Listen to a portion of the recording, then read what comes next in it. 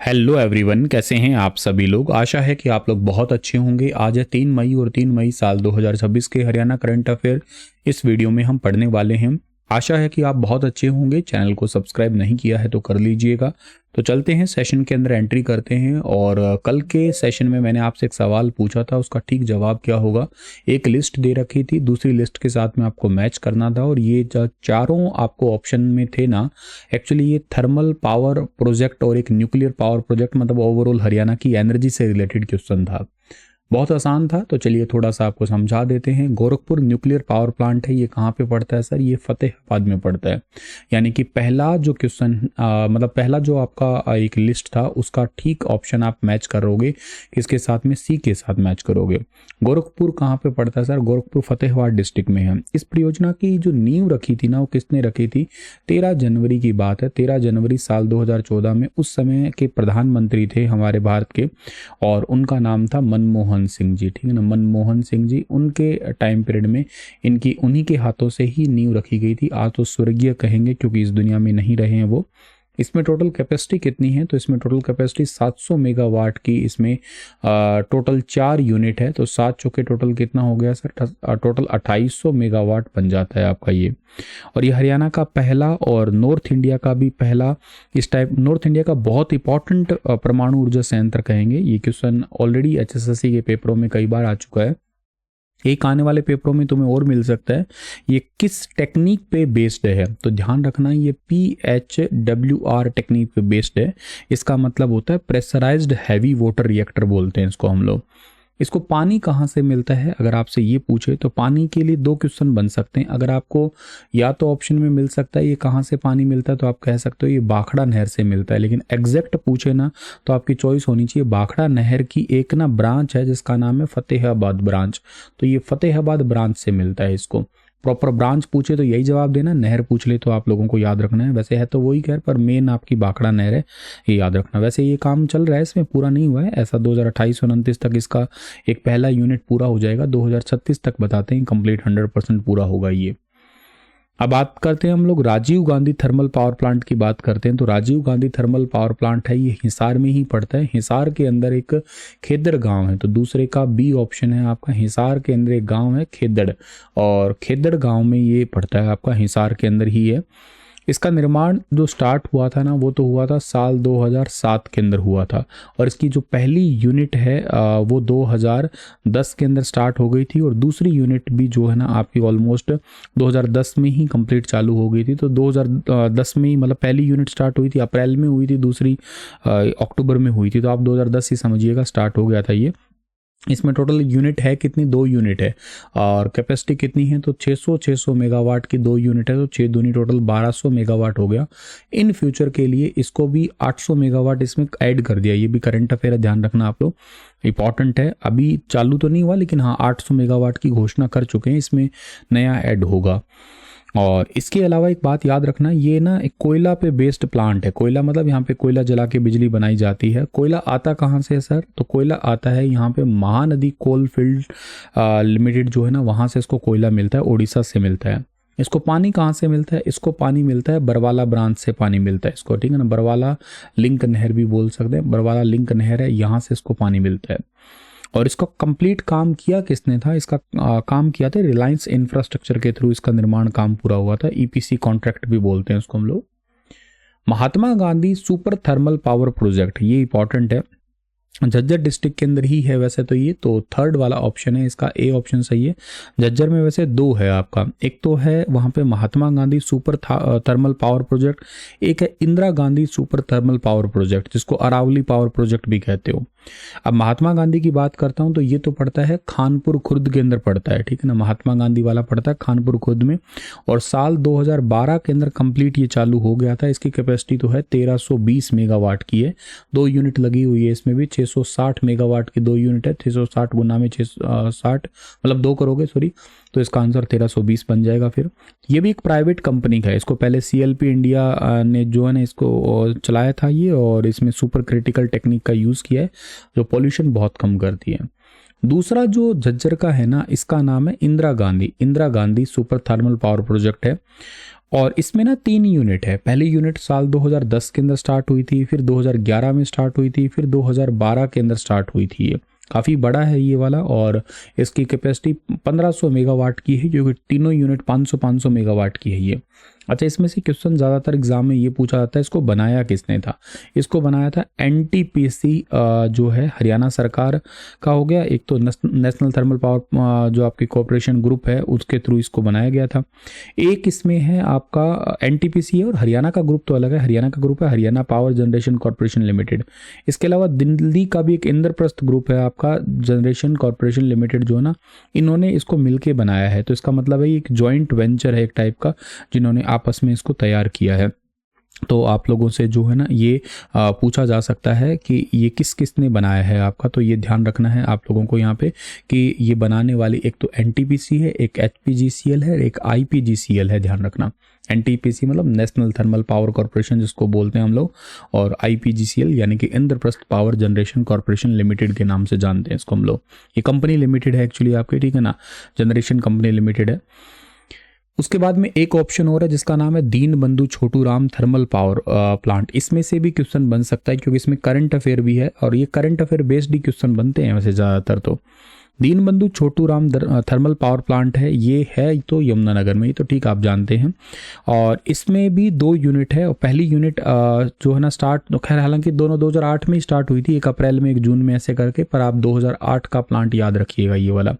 ये हरियाणा का ऐसा सरकारी थर्मल पावर प्रोजेक्ट था जिसका काम जो है ना किसी प्राइवेट कंपनी ने कोई सौंपा गया था, रिलायंस एनर्जी लिमिटेड के पास में 100% इसको पानी मिलता है, वेस्टर्न यमुना कैनाल से पानी मिलता है ये। अभी रिसेंटली 800 मेगावाट की अल्ट्रा सुपर क्रिटिकल यूनिट की मंजूरी हरियाणा के गवर्नमेंट ने यहाँ पे दिया था। हरियाणा के बल्कि भारत के प्रधानमंत्री जी आए थे, आपको याद हो तो 14 अप्रैल की बात है 2025 में, जब हिसार का एयरपोर्ट का उद्घाटन भी हुआ था। इसी तारीख को यहाँ पे यमुनानगर के अंदर भी एक अल्ट्रा सुपर क्रिटिकल यूनिट की स्थापना करने की मंजूरी दी है। हालांकि वो 2028-29 तक बूट के पूरा होगा। अभी के लिए हरियाणा में सबसे छोटा थर्मल पावर प्लांट जो ना यही है, 600 मेगावाट के साथ में सबसे छोटा यही है। 300 मेगावाट की 2 यूनिट है इसमें, तो टोटल 600 है इसका आपका, ठीक है।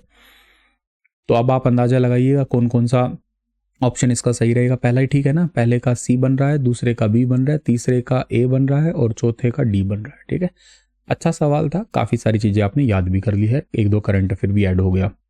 और आगे जाते हैं हम लोग। हाँ, अगर आप सीईटी मेंस की तैयारी कर रहे हैं तो आप द्रोणाचार्य नाम का बैच है वो ले सकते हैं, HSSC सीईटी मेंस के लिए अच्छे से पढ़ने के लिए। स्टार IQ एप्लीकेशन पे जाके इस बैच में आप लोग एनरोल हो सकते हैं।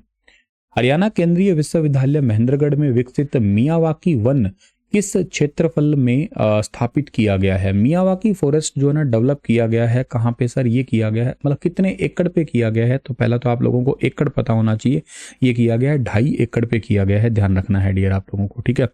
और इसके साथ साथ जो है ना हमारे पास में यहाँ पे ये तो 2.5 एकड़ पे तो किया गया है महेंद्रगढ़ के अंदर। अब ये न्यूज़ में इसलिए है क्योंकि महेंद्रगढ़ के विधायक और हरियाणा के केंद्रीय विश्वविद्यालय जो एक ही मात्र है इसमें विकसित मियावाकी वन का दौरा किया गया है। ये अभी करंट में ये वन जो है ना वर्तमान में राज्य स्तर पर एक मॉडल मियावाकी वन के रूप में प्रस्तुत किया जा रहा है। बस यही इंपॉर्टेंट है कि पूरे स्टेट लेवल पे मॉडल मियावाकी वन कहाँ पे है, तो महेंद्रगढ़ के अंदर है ये आपका। मैं आपको पहले बता देता हूँ ये मियावाकी का मतलब क्या होता है। इसका मतलब होता है कम जगह और कम टाइम में घने जंगल उगाने की एक टेक्निक है, वैज्ञानिक टेक्निक है ये वाली एक्चुअली। और इसका नाम जापानी एक पर्सन थे जो बॉटनिस्ट थे जिनका नाम था अकीरा मियावाकी, उनके नाम पे रखा गया था क्योंकि उन्होंने इसको सबसे पहले तैयार किया था ये। अब इसमें क्या करते हैं, जो जंगली पौधों में ना दूर दूर होते हैं, लेकिन मियावाकी टेक्निक में एक बहुत छोटी सी जगह पे, जैसे मतलब एक ऐसा समझिए एक थोड़ी सी, जैसे घर का पीछे की जगह हम लोग क्या करते हैं कि बहुत सारे पौधे लगा देते हैं ना, ऐसे समझिएगा थोड़ी थोड़ी दूर में बहुत सारे पौधे लगा देते हैं हम लोग। और आमतौर पे ऐसा मान के चलते हैं मियावाकी में 1 वर्ग मीटर में 3 से 5 पौधे लग जाते हैं। इसमें कई सारे टाइप के पौधे लगाते हैं वो भी, जैसे बड़े पेड़ लगाते हैं, कैनोपी वाले ट्रीज लगा देते हैं, झाड़ीदार पौधे लगा देते हैं, छोटे पेड़ लगाते हैं, सब टाइप के। तो इससे क्या होता है, तो पौधे 10 गुना तेजी से विकसित होते हैं। तो ये जंगल जो है ना नॉर्मल जंगलों के मुकाबले 30 गुना ज़्यादा डेंस हो जाते हैं। फिर इसमें बायोडाइवर्सिटी या कह सकते हो कि जैव विविधता भी ज़्यादा देखने को मिलती है। तो उसका टारगेट यही है ग्रीन कवर को ज़्यादा से ज़्यादा बढ़ावा मिल सके। तो जापानी वनस्पति शास्त्र जो है ना अकीरा मियावाकी के द्वारा इसको खोज किया गया था। हरियाणा की राखी गड्डी में चल रही खुदाई के दौरान किस टीले या माउंड में से डीएनए सैंपल मिलने के प्रमाण मिले हैं? तो अभी राखी गड्डी से जो खुदाई चल रही है ना, उससे मिला है, प्रमाण मिला है, और ये प्रमाण मिला है कौन से टीले से मिला है डियर? तो इसका टीला आंसर रहेगा टीला नंबर 7 ठीक रहेगा। टीला नंबर 7 जो मुख्य रूप से कब्रिस्तान या एक टाइप से सवाधान के लिए जाना जाता है। अब यहाँ पे जो ना डिश ऑन स्टैंड कंकालों के सिरहाने, पहली बार डिश ऑन स्टैंड पैर वाली थाली मिली है। इतिहासकार इसे समाज में वर्ग विभाजन यानी कि सोशल जो डाइवर्शन दिखता है या सोशल आपका सर्टिफिकेशन है उसको जोड़ के देख रहे हैं। ये दिखाता है कि कंकाल किसी उच्च वर्ग या संपन्न परिवार के व्यक्ति का हो सकता है। पक्की ईंटें हैं, समाधान स्थल कब्र के पास पहली बार कंकाल के साथ पक्की ईंटों के अवशेष भी मिले हैं। इससे पहले अब तक यहाँ पे कच्ची ईंटें ही मिलती रही है, इस बार पक्की ईंटें मिल गई यहाँ पे। कंकाल का डीएनए का टेस्ट किया जाएगा ताकि हड़प्पा वासियों की उत्पत्ति, शारीरिक संरचना, उनका सटीक समय, ये सब कुछ भी डिसाइड किया जा सके, इसलिए ऐसा किया जाएगा। 1997-98 में डॉक्टर अमरिंदर नाथ के नेतृत्व में खुदाई हुई थी, 10 कंकाल मिले थे यहाँ पे। फिर 2013 से 16 के दौरान डेक्कन कॉलेज पुणे के वीसी प्रोफेसर वसंत सिंधे के नेतृत्व में 60 कंकाल मिले थे। और इसी खुदाई से मिले कंकाल के डीएनए से पता लगा कि यह लगभग 4500 साल पुराना है।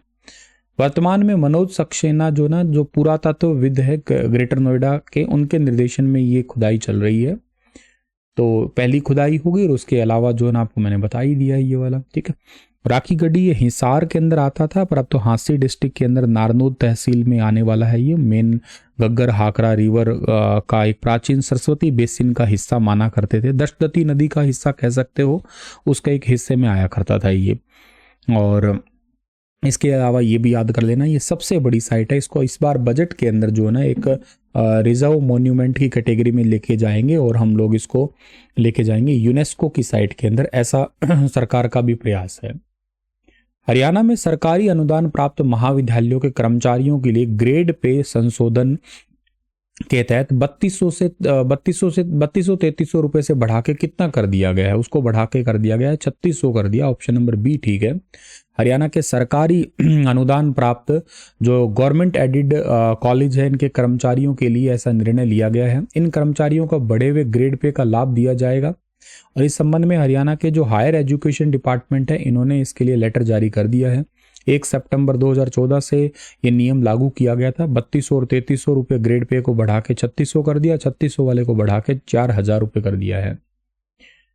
नेक्स्ट आता है कि हरियाणा के राज्यपाल जी प्रोफेसर असीम कुमार घोष ने प्रधानमंत्री जी के साथ चर्चा के दौरान भविष्य उन्मुख विश्वविद्यालय शिक्षा प्रणाली में किन उभरते क्षेत्रों पर विशेष जोर दिया है? तो ये जोर दिया है आर्टिफिशियल इंटेलिजेंस और क्वांटम कंप्यूटिंग के ऊपर जोर दिया है।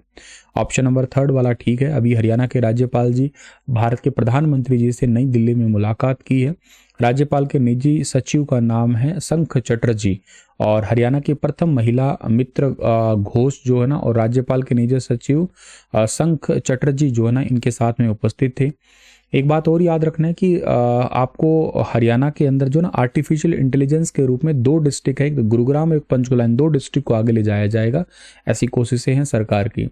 इस मुलाकात के दौरान प्रधानमंत्री जी को 2 किताबें भेंट की थी इन्होंने। एक किताब का नाम है अद्वैत वेदांत एक अनोखा दर्शन, दूसरी किताब का नाम है सामाजिक दृष्टिकोण में धर्म क्षेत्र कुरुक्षेत्र।